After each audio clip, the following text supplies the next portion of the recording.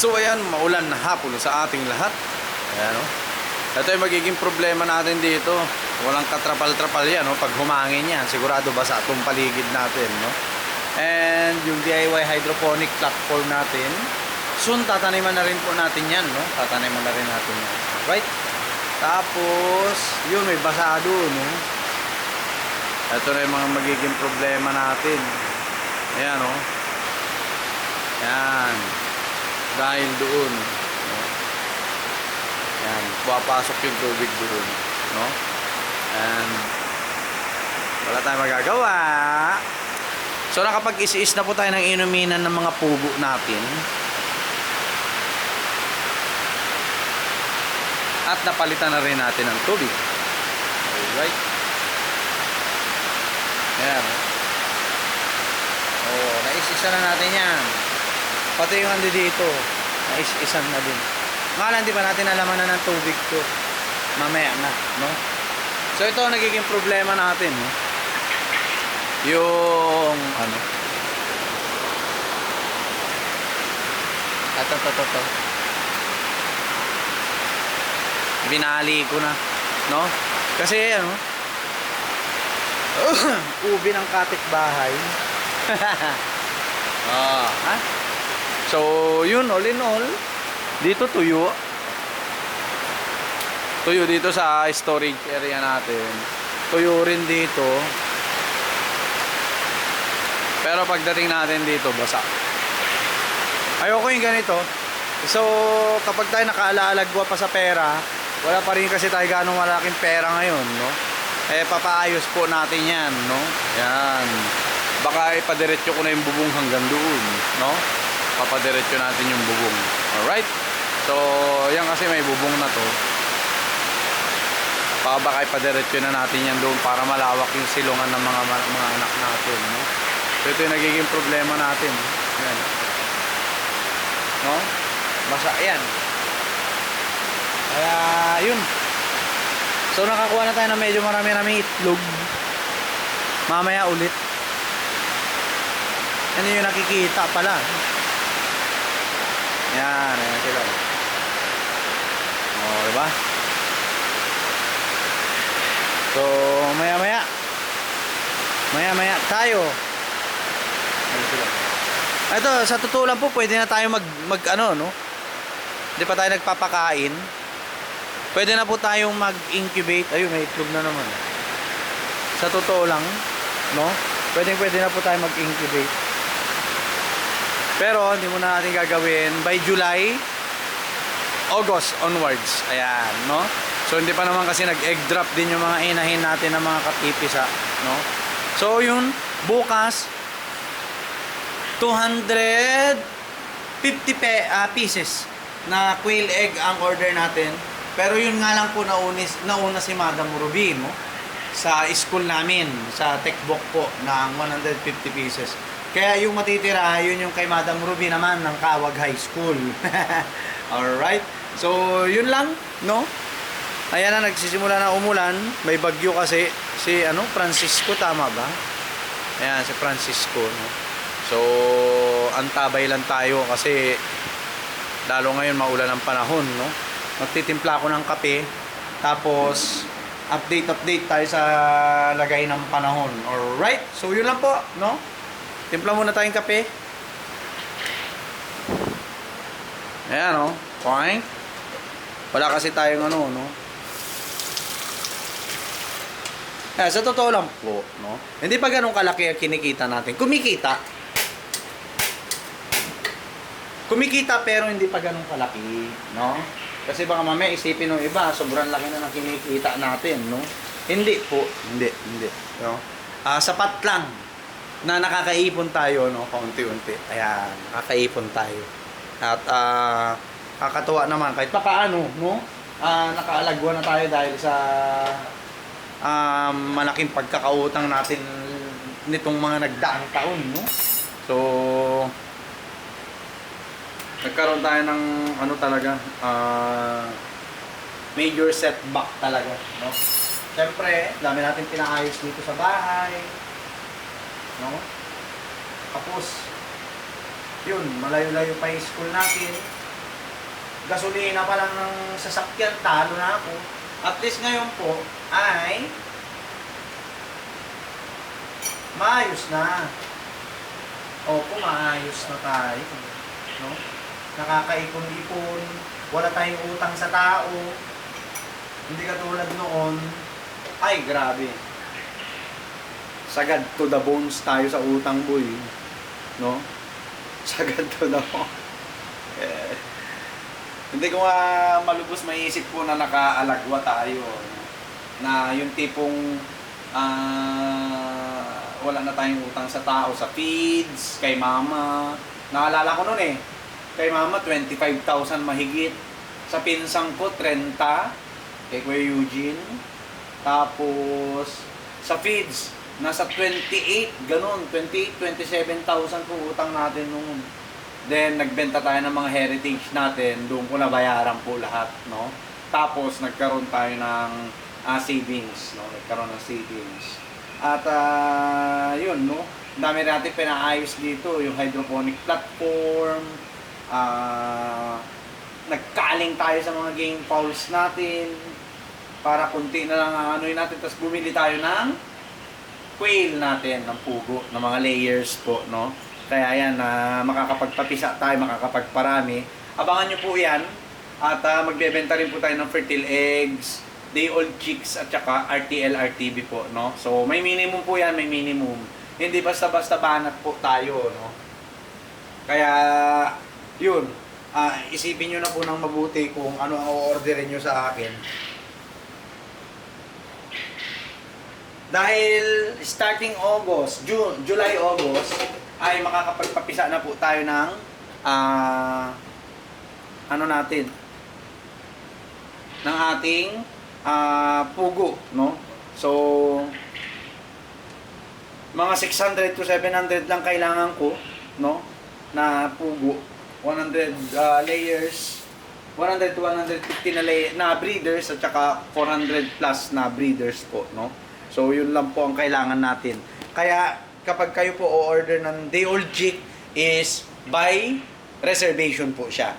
No? Hindi ako magpapapisa kung walang o-order. Ganun po, no? Kaya kapag kayo po ay nagpa-reserve ng 1,000 heads or 500 heads, half ng price, halimbawa day-old chick, 25 pesos each, no? 500 heads ang minimum natin. Yung half po nun, babayaran nyo. Ganun din po sa RTL, RTV, yung half po babayaran ninyo. No, kasi hindi tayo magpapapisa kung walang o-order. Yun po mangyayari, no? Hindi tayo magpapapisa kung walang o-order po. Kaya ang reservation po natin ay babayaran nyo po yung half ng price, no? Ng day-old chick at saka RTL, RTV. So sa day-old chick, wala pong problema. Kasi araw-araw tayo makakapag-produce ng fertile eggs po, no? Ng fertile eggs po. So ano po yan? 5 pesos each. Minimum 100 pieces po tayo, no? Sa fertile eggs. Ayan, no? At yun, naririnig nyo ba yun? Taka lang. Yung huni. Yun yung lalaki. Kunin na natin to. At marami tayong ka-order. Oh, di ba? Ayan po, no? So kunin na natin 'to. Marami tayong pa-order kasi 250 pieces, no? So ayan. Tingnan nyo naman. Bagong ano yan, bagong harvest talaga, no? Kaya hindi kayo talo sa freshness po at saka sa size talaga. Okay? So yan, maya-maya marami na 'to, no? Marami na tayong makukuha dyan mamaya, no? At ayun, no, meron na naman. Kunin na natin yan. Kasi kesa mabasagan tayo. Ito. Yan. Yung size, yung freshness, hindi kayo talo, no? Hindi katulad yung nabibili sa palengke na hindi mo alam kung kilang linggo na. Nanihira pa no?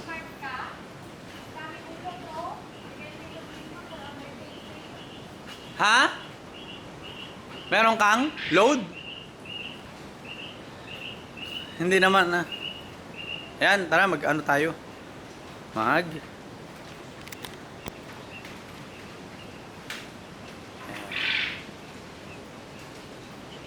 lagyan natin ng tubig po, no? So ang ginagawa ko ganito lang.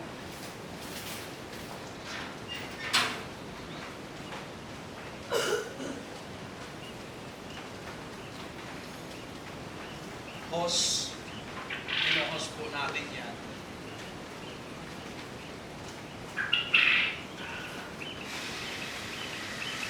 Yun. Para bago pumasok, fresh po yung tubig nila.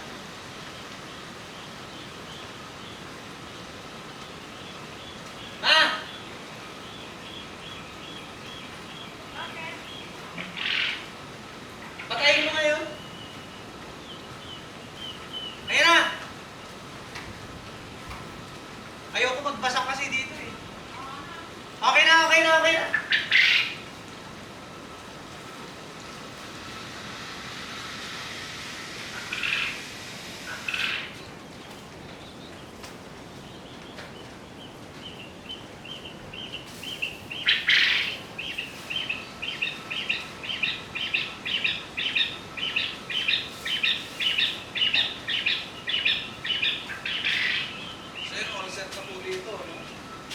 Mamaya na lang natin sila pakakainin. Alright, mamaya na lang po natin pakakainin tong ating mga pugo. Ayan, no?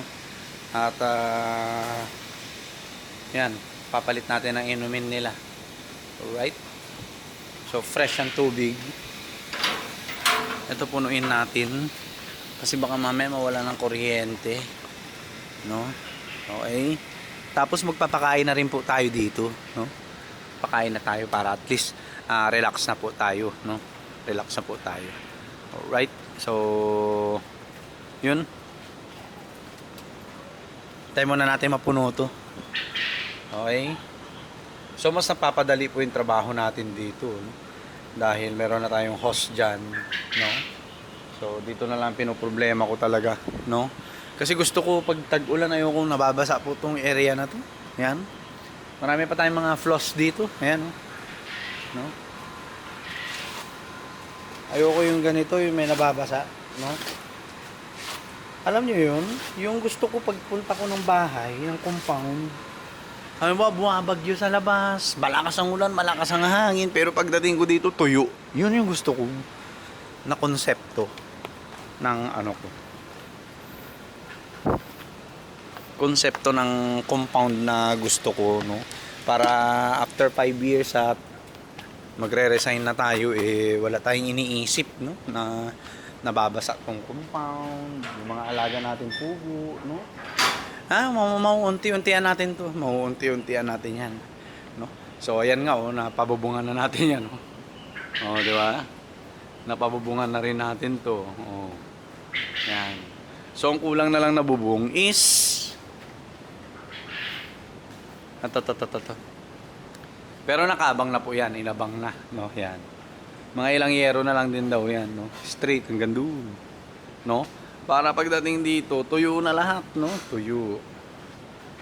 Tuyo na dito. Wala na tayong iisiping mababasa, no? Tapos yun, siguro ito papatuloy natin yung bubong doon hanggang doon, no? Pag nagkaroon pa tayo ng budget po, no? Nagkaroon tayo ng budget. So yun yung plan ko po talaga, no? Para at least okay na tayo dito sa bahay, no? At ang gagawin na lang natin is magpaparami, no? Magpapapisa, mangungulekta ng itlog, ganun po ang gusto ko, no? Sa buhay talaga, no? At piniprepare na rin natin yung compound, yung kabuuan ng bahay para comfortable siya, umulan, bumagyo, umaraw, no? Humangin, no? Wala tayong iniisip, no? Dito sa compound natin, no? At ito yung huling-huling loan natin, eh. Oh. Ayan, kaya sagad tayo sa loan, no? Buti na lang meron tayong mga pugo, no? Na kahit papaano sumusuporta sa atin, no? So katulad niyan, sa totoo lang po, no? Kung tutuusin, nasa 300 pieces per day na ang order sa atin, sa totoo lang, araw-araw. Magmula next week, no? 300 to 400 pieces ng itlog, no? So 150 yun. So yung 400 pieces i-times 1.5 nyo lang, Yun po yung araw-araw na kikitain natin.